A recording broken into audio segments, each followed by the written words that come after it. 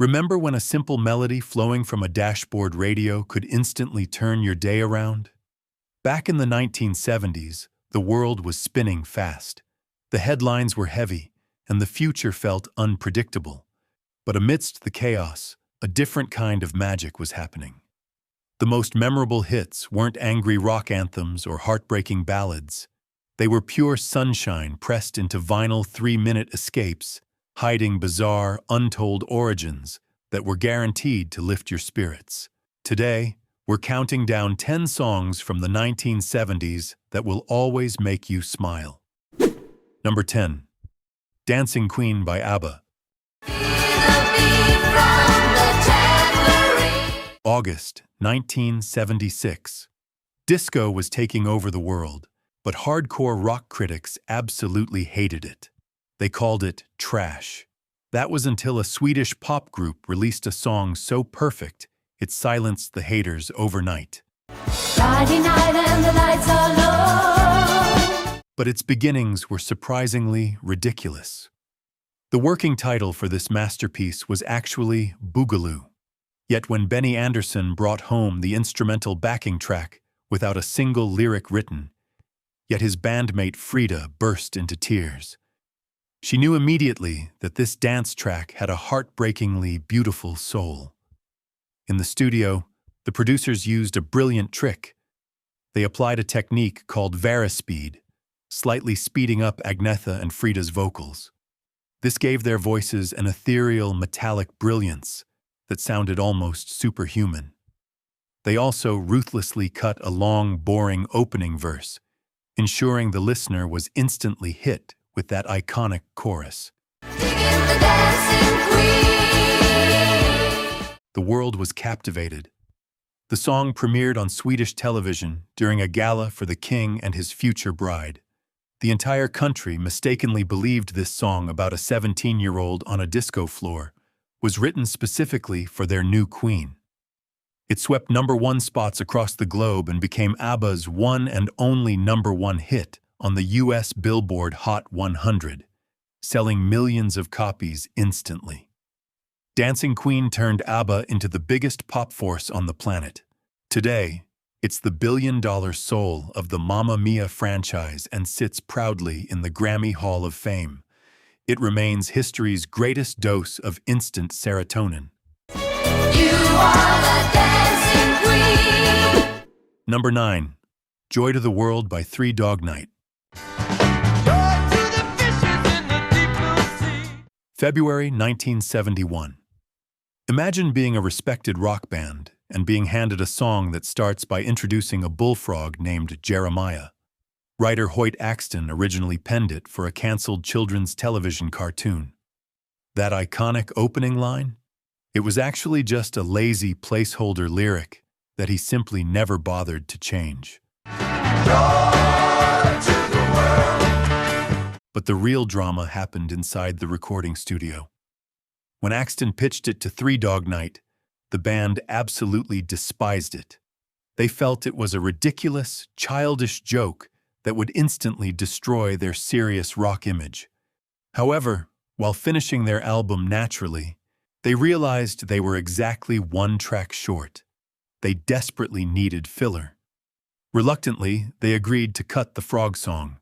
The resentment in the room was so thick that the band's 2 primary lead singers flat out refused to sing it. They didn't want their voices attached to such embarrassing nonsense. So they shoved the microphone toward their 3rd vocalist, Chuck Negron, forcing him to take the unwanted gig. Joy to you and me. You know the record label didn't even want to release it as a single. But rogue radio DJs discovered the track and played it endlessly. This despised filler track exploded, dominating the Billboard Hot 100 at #1 for 6 straight weeks and becoming the biggest-selling song of 1971. The ultimate irony? The songwriter made more money from royalties than the entire band combined. From a rejected cartoon jingle to a timeless cinematic anthem, it proved the band completely wrong. Number 8. Play That Funky Music by Wild Cherry. April 1976. Disco was taking over, and rock clubs were shutting down. A struggling white rock band named Wild Cherry was forced to play a disco club.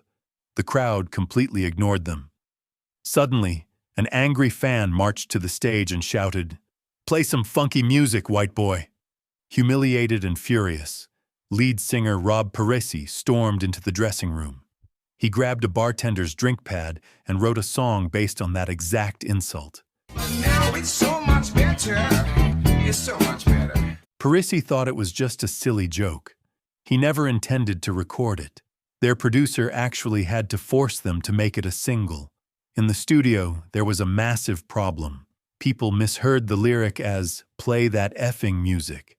They had to desperately remix the vocals to make the word funky crystal clear, avoiding a total radio ban. Burning down the one-night stands. The song exploded. It hit #1 on the Billboard Hot 100 and the Hot Soul Singles chart. The best part? The entire music industry assumed Wild Cherry was a black R&B group. When they finally performed on national television, the whole country was shocked.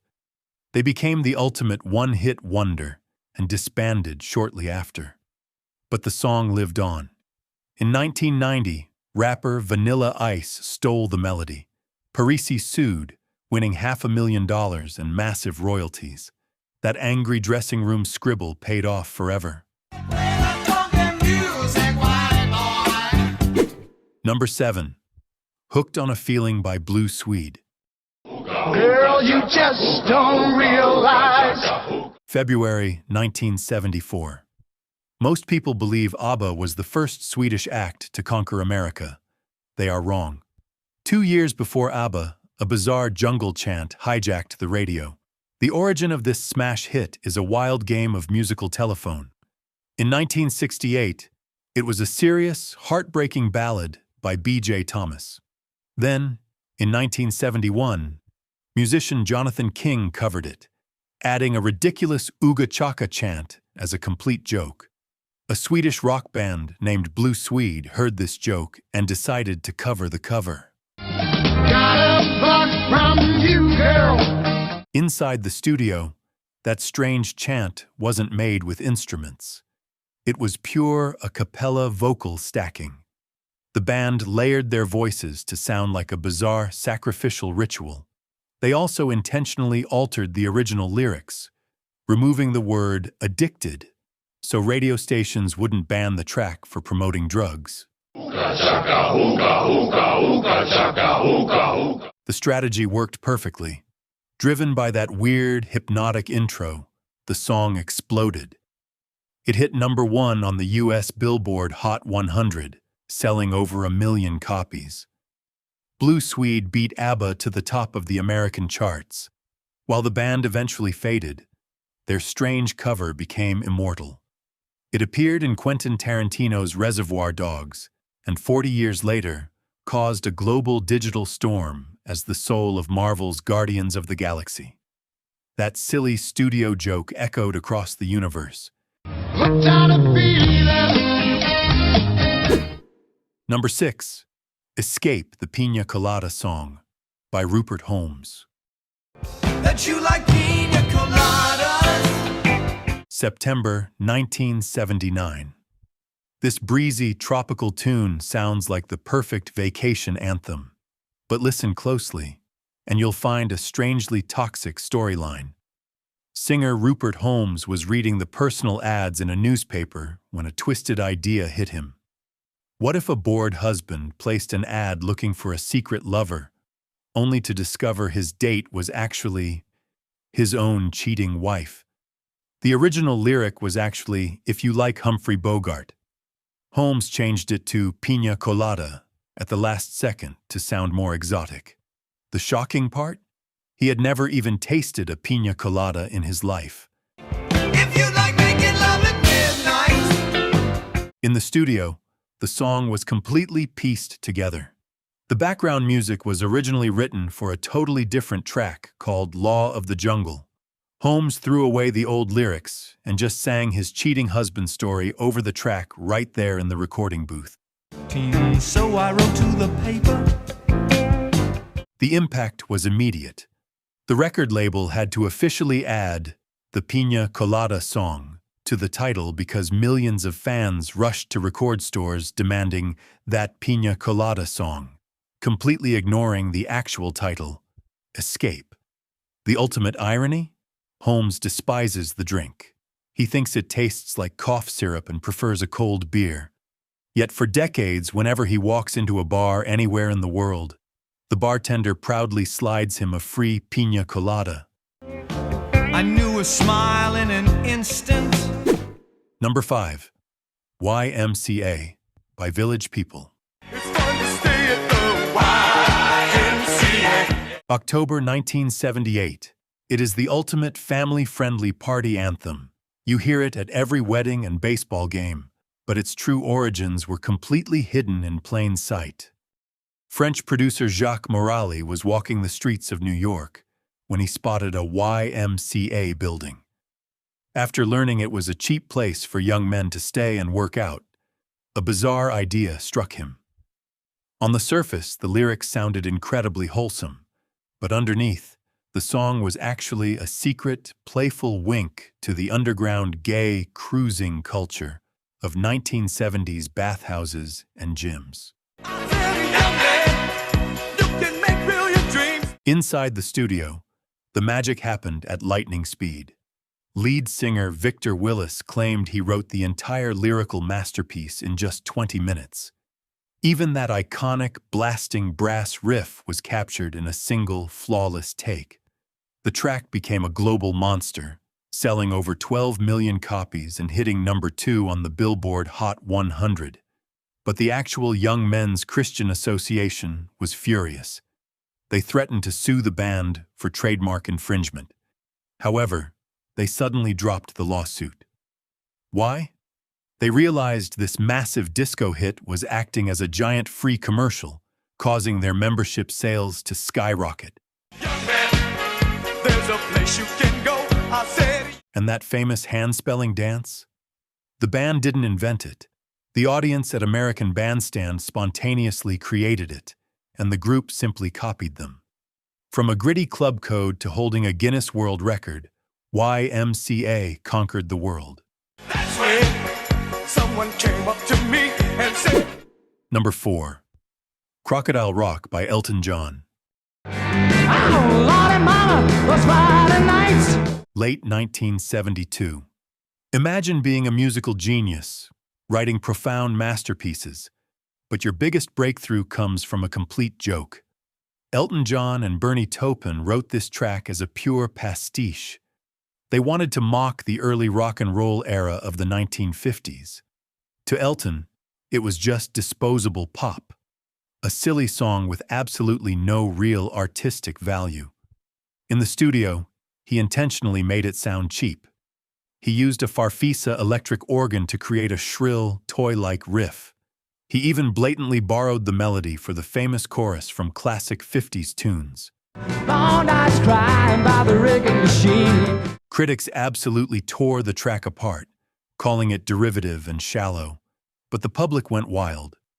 Ironically, this throwaway joke became Elton John's very first #1 single on the US Billboard Hot 100. He was incredibly frustrated that this silly track succeeded where his serious, heartfelt ballads had failed. You really thought the crocodile rock would last well? Its most legendary moment happened on The Muppet Show in 1977. A ridiculously dressed Elton pounded his piano surrounded by a choir of singing crocodile puppets. Half a century later, that cheap joke remains his most electrifying stadium crowd pleaser. Number 3. Don't Stop Me Now by Queen.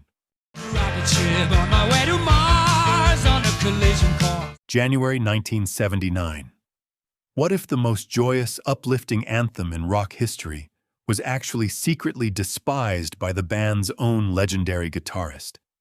Freddie Mercury wrote this euphoric track in Montreux, Switzerland. On the surface, it sounds like pure joy, but in reality, it was a wild declaration of his extreme, hedonistic lifestyle. Freddie was immersed in nonstop partying, substance abuse, and sexual freedom, feeling completely invincible. Don't stop me, don't stop me, don't stop me. Hey, hey, hey! Don't stop me. Inside the recording studio, the tension was thick. Guitarist Brian May absolutely hated the song. He felt it celebrated the dangerous excesses that were slowly destroying his friend. Because of this disgust, May staged a silent protest. He practically refused to play rhythm guitar, contributing only a brief solo in the middle. As a result, the entire backbone of this rock classic relies solely on Freddie's manic piano playing, bass, and drums. When released, American radio stations completely ignored it, finding it too campy.